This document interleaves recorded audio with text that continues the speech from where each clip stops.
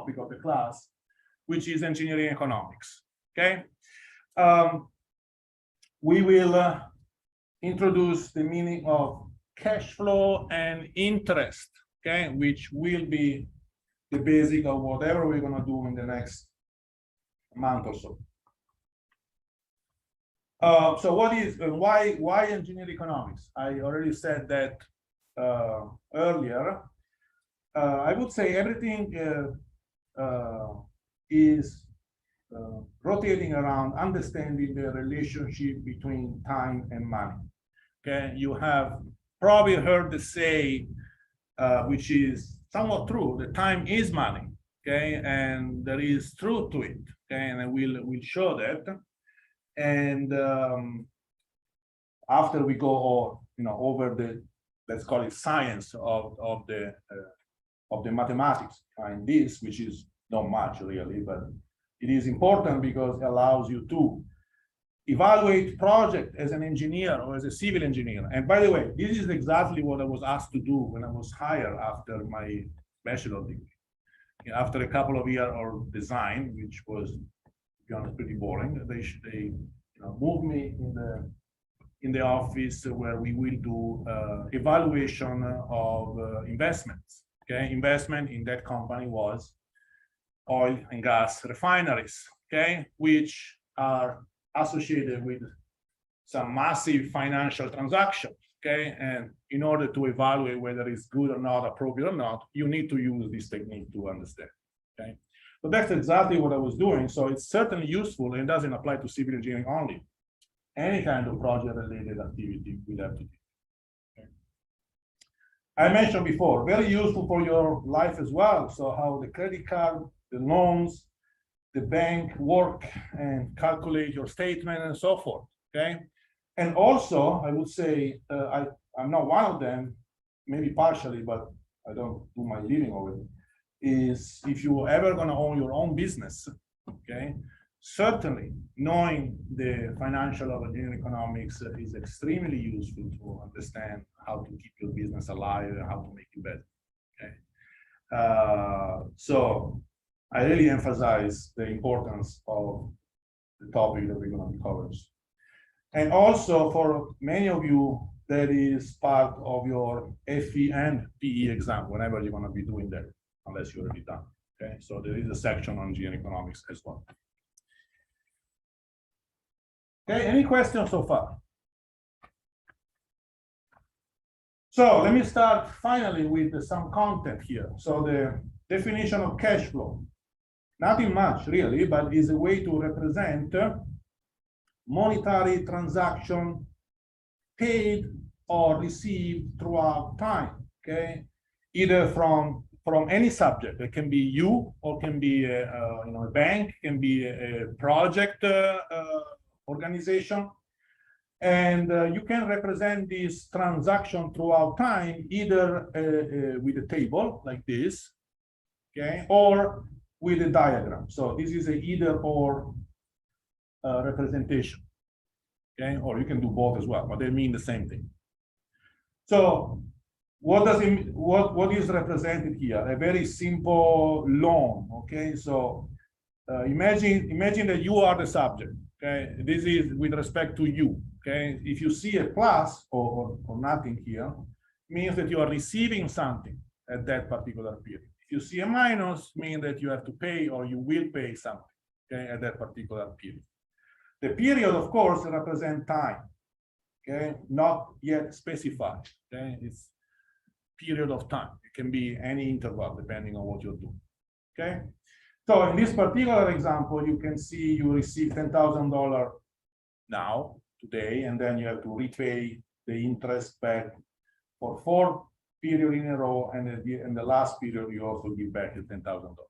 It's kind of like a student loan, okay, or something. Very simple, okay, with no complication. The same representation can be done in this way, which is probably what we're going to be using most because it's graphically more understandable. Okay, nevertheless, it means exactly the same thing.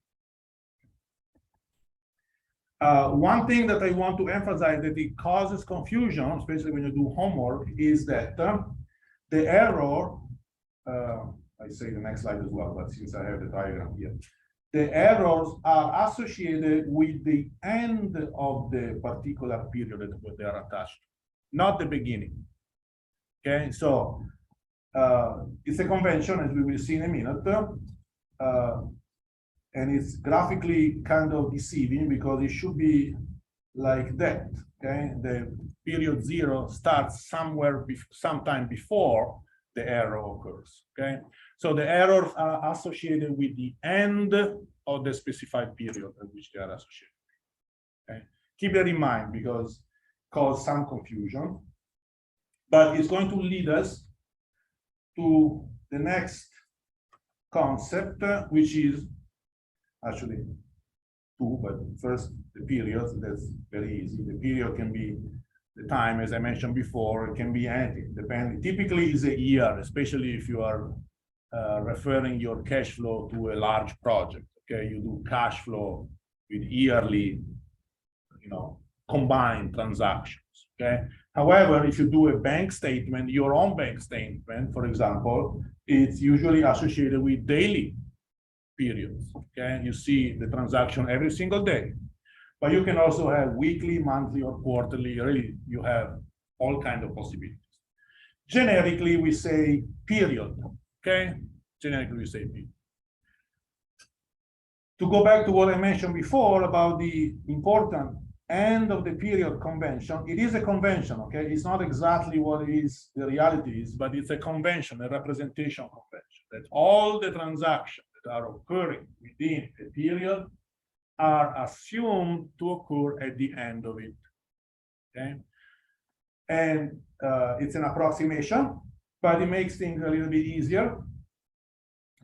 Just keep that in mind. It's important. Whenever you see an error associated with period X, we are assuming that is at the end of period X. We will not be tired to repeat that. Okay.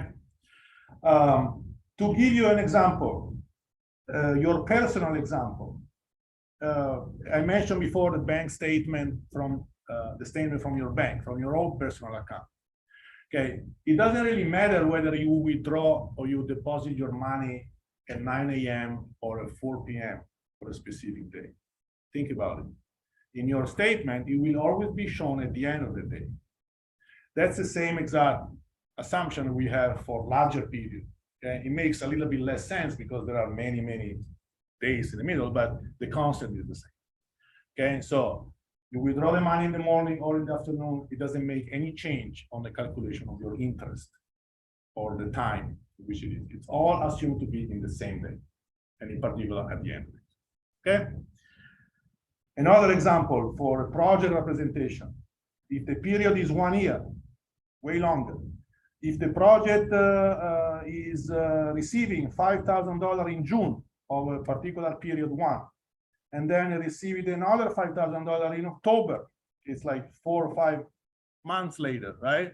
Nevertheless, for the cash flow representation is all assumed to be at the end, so $10,000 in December of that particular. Does it make sense? Well, yes and no. It's only for a practicality of this. Okay? If you really need to go into more detail, well, reduce the period, make it monthly, then you have a better representation. Okay, it shouldn't be difficult, but I want this to be clear to everyone. Okay, when you decide a period, all the transaction of that period will go at the end. Okay. Yes, we have time. So, a couple of more slides. The key of whatever we're going to do in the next month or so is the definition of interest. Okay, you all know what it is. Okay, we all know what it is, and it's not going to be a surprise. It's going to be exactly what you think it is. Okay, however, we are going to use it extensively. Pretty much every application we do over engineering economics will involve interest. Without interest or definition of interest, everything we do in the next month wouldn't make much sense. Okay, so is the time value of money. Okay, so is formally defined as the cost of money. It's called interest as an abbreviation of interest rate. You should say interest rate, right? But we abbreviate it as the interest. usually. And as you all know, is expressed as a percentage over time. That time for our application will be the period. Okay, so whenever you have a cash flow in front of you, which is divided up in periods, the interest that is associated with that cash flow will be defined as a percentage per period.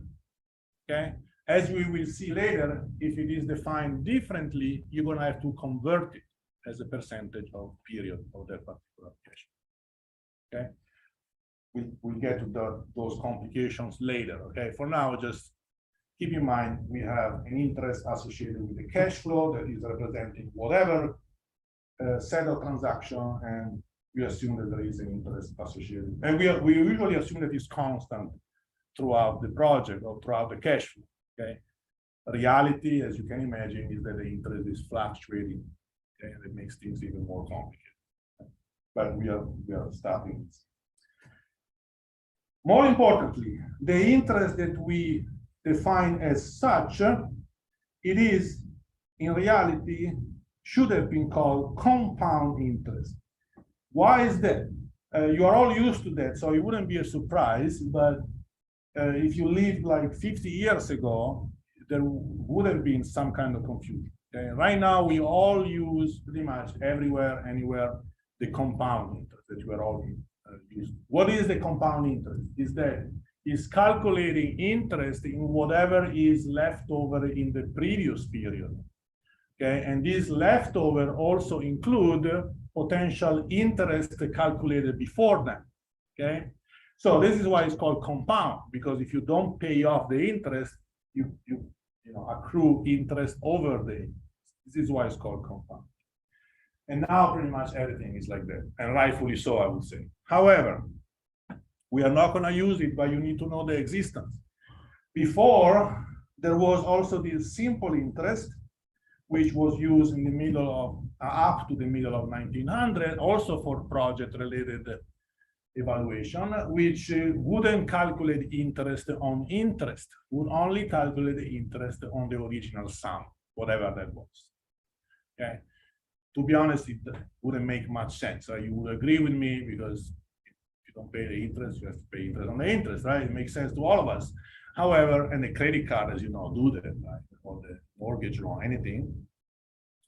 But at least I believe still nowadays in the FE, there are still some questions on definition of the difference between simple and compound. So you need to know that. For the purpose of the class, we are only going to use the compound interest, okay, from now on. Okay, last set of concepts, and then we are good for today. That is going to keep us busy for a few days, and today I'm going to introduce it, is the concept of economic equivalences. Let me give you an example to make you aware of what it is about. Assume, and make it, as you as a subject again. Assume that someone owes you $1,000. A friend owes you $1,000 today, okay? And it tells you, today means period zero, okay, in our language here in this class. It doesn't have the money, okay? Pretty common situation, I guess. And it tells you, well, let's agree that I will charge you on this pretty significant amount of money, okay? 10% per period, or whatever percentage you want, okay?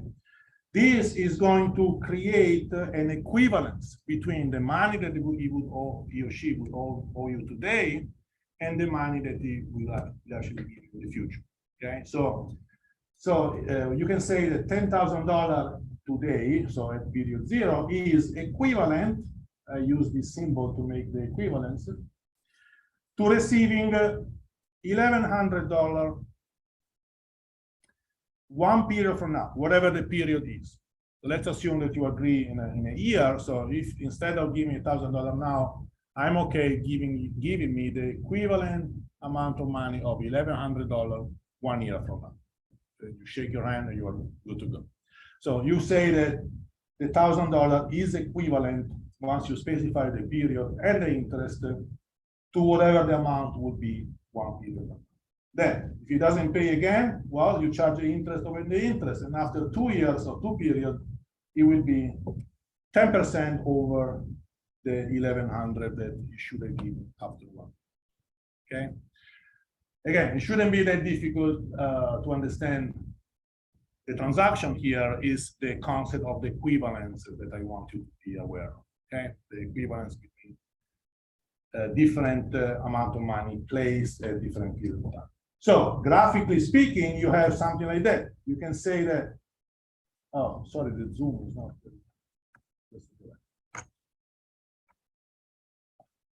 Okay. So if the original transaction is simply represented by this one arrow cash flow, okay, because you should have received $1,000 today. He doesn't have the money, so you agree in the 10% per period that is equivalent to receiving the same amount of money, not the same, the 1100 amount of money 1 period after today, which is again equivalent to receiving 1,210, which is 10% extra over the 1100 after 2 periods from the original. So pretty much the mathematics associated with that is this, okay, for the first, and this one for the second. Okay, so this simple mathematics is governing the so-called economic equivalence. Okay, where I, by the way, the interest I see how this is substituted to the formula. Okay. Last slide, I promise. Yes, very last slide.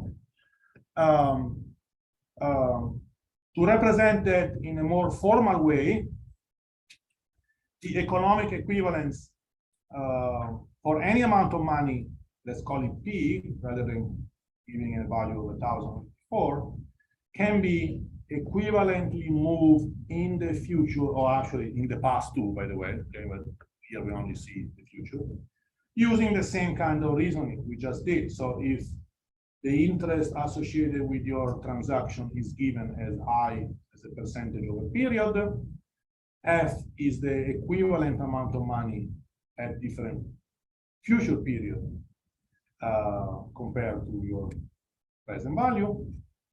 You can calculate that by calculating the interest on the immediately before end of the period that you have calculated. So F after 1 period is nothing else than P1 plus I, P1 plus I to the square after 2 period, and so forth. Basically, the general formula that we are going to be using later is any equivalent future amount of money given a present amount of money P is calculated using this conversion formula right here, okay, which is the conversion for the compound interest. Okay. Conversely, if you have a future amount of money and you want to calculate the present amount of money, the equivalent amount of money, you only have to reverse that. So you have a minus N right there. Okay. It's only reversing the amount, not the amount, just the terms of the equivalence that we just did. Okay, you guys, I know that it's weird to do this in the first day of class, but I had to do it. Any question over this? I would say should be fairly straightforward math, but if you have any concern or anything, let me know. We are going to be based anything else over this later on. Any question at all? Okay, so I'm actually done for this first day, and I will meet you again on Friday. Yeah, side for the example. You want to give it to me?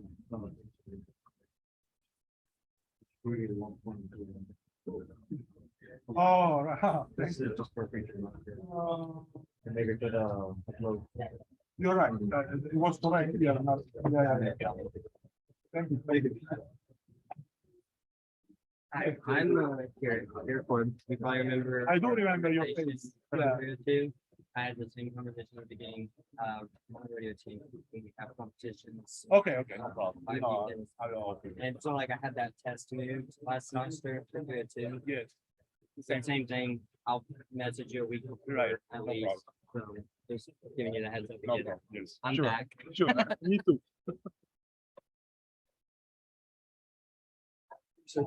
Sure.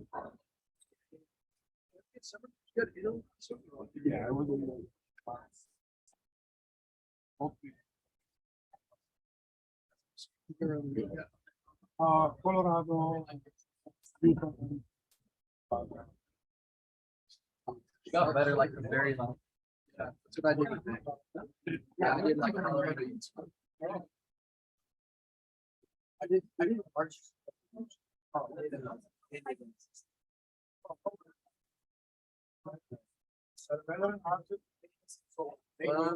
It's just.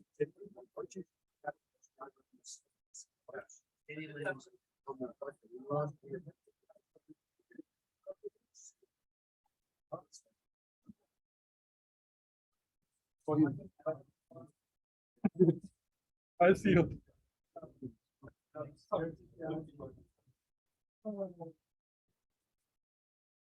Yeah, you got the photo. I think I just Oh, bad. introduced myself. I was in your 302 class. I know, I and remember that's been- that. Remember your face. I always, I'm looking forward to this semester because I know you always talk about how you really like this class. and you I did a do, great I job do in like this 302. class, yes. So, you know, I'm looking to expect you to just, you did 302 and even if it wasn't your favorite, you still made it great. And I can only assume that you're gonna do great with this. class. Well, too much expectation then, I will fail for sure. But yeah, just wanted to say I'm looking forward to the class. Sure. I was looking, when I saw your name for the class, I definitely knew. Thank you very much. Yes. I just have a quick question. Yeah. For the test in this class, is it gonna be